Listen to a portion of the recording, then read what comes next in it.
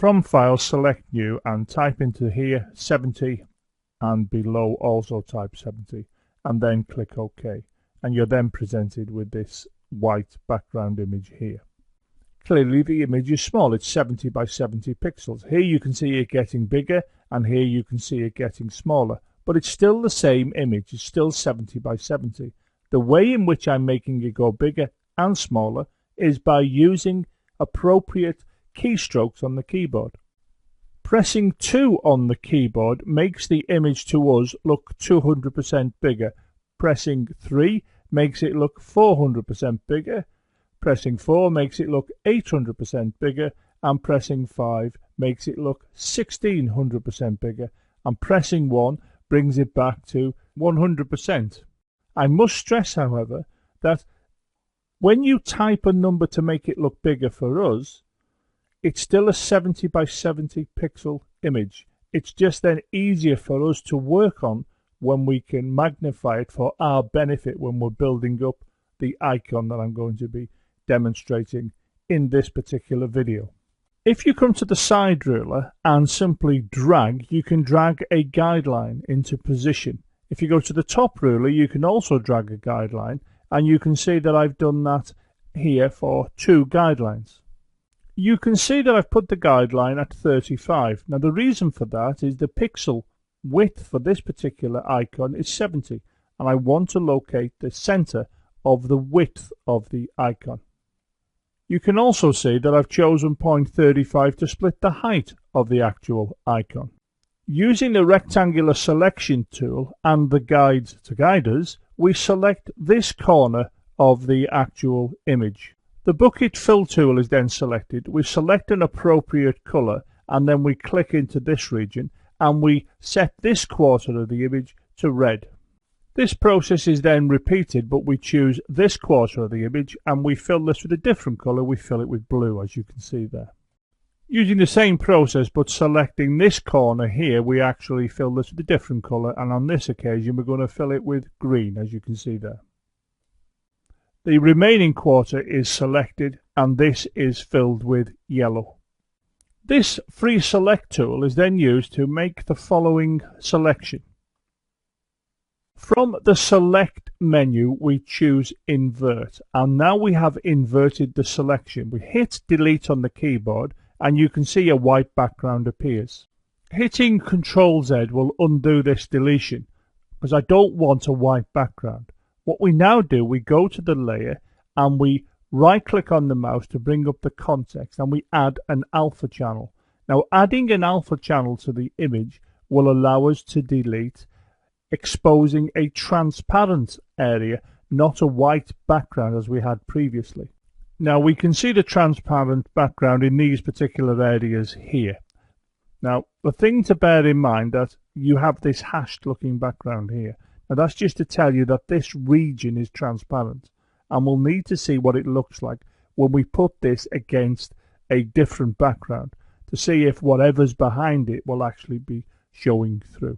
Now I'm going to use the keys 1, 2, 3 and 4 to simply show you this in different sizes, and what you're looking at there is the 100% size for this particular icon. Now these guys were useful when we were building the icon up, but let's remove them. Come to view and come down here where it says show guides and click on them, and you can see that they disappear. And here again I'm now using the keys 1, 2, 3 and 4 to show it being magnified and reduced to its 100% size again.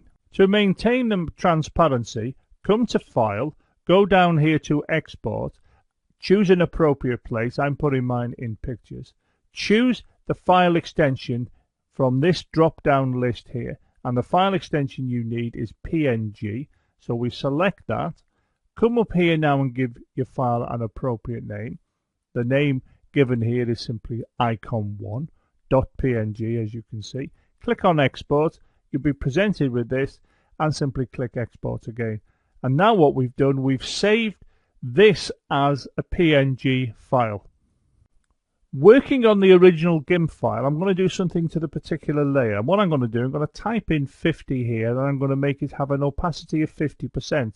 Another way of saying that is the file, this particular layer, now becomes 50% transparent.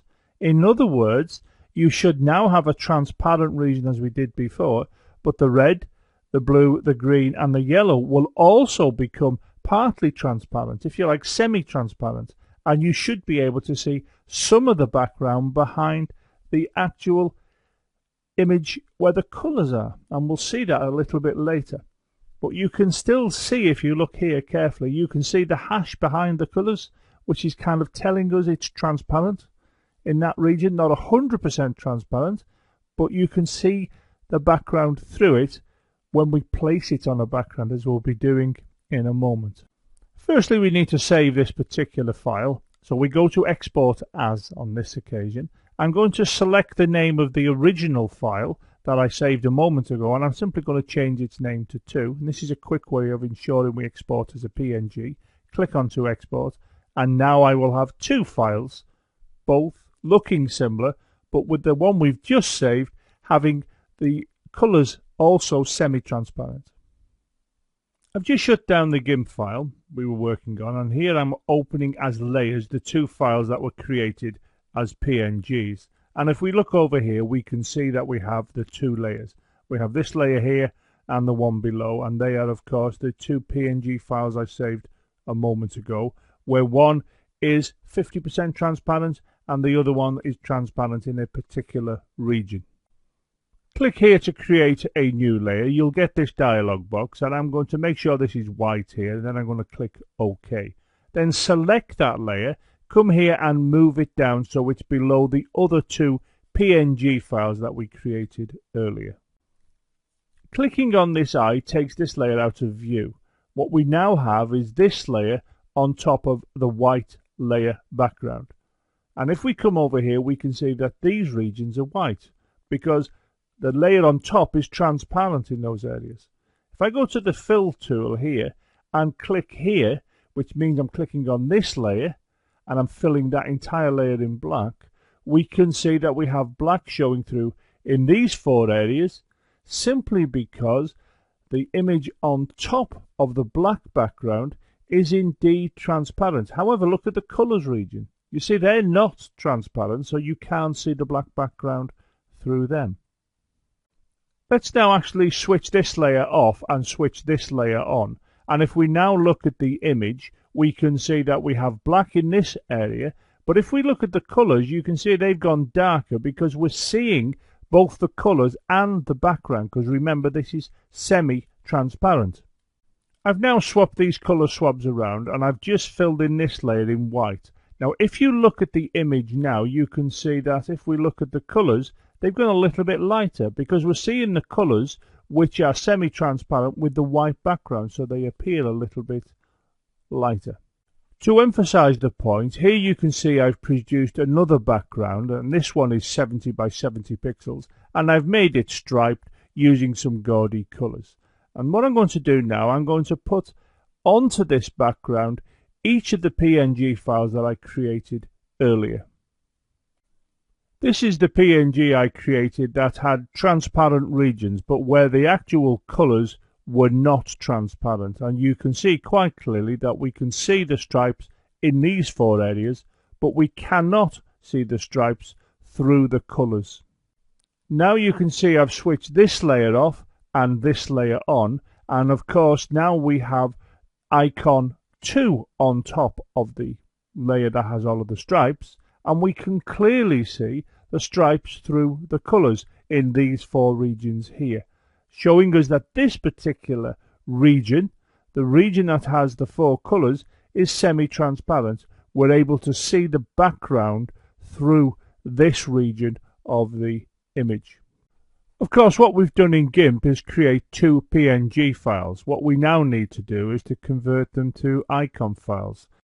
Here you can see I've uploaded icon1.png, and what I need to do now is to save this as an icon file. Now this is quite straightforward. You come to File, you come down here to where it says Export As, and you choose where you want to store it. I'm doing it in Pictures. You then come to here, you expand this, and you look for the appropriate file extension. And of course I'm going to choose this Microsoft Windows icon. Then you click on Export. You'll be presented with this. And here you can see there's a drop-down list. I'm going to go with this one here, which gives me the highest level of quality of the icon. Click on export, and now we have the image we can see here as an icon file. I'll now shut this view down by coming to File and going to Close All. I'll go back to File, I'll go to Open, and then I'll choose the icon file that I've just saved. I'll open that, and here you can see I have the file now as an icon file. Here you can see my icon file. I'm using 2, 3 and 4 to give us a bigger view of the actual file, and you can see that the transparencies that we set up when it was a PNG are still there when we save it as an icon file. Just as an aside, and just to emphasize the point, do not save the files that you create in GIMP as a JPEG, because JPEG files have no mechanism, no storage of information within those files that tell the computer programs that would be responsible for loading JPEGs up into themselves what a transparent region is.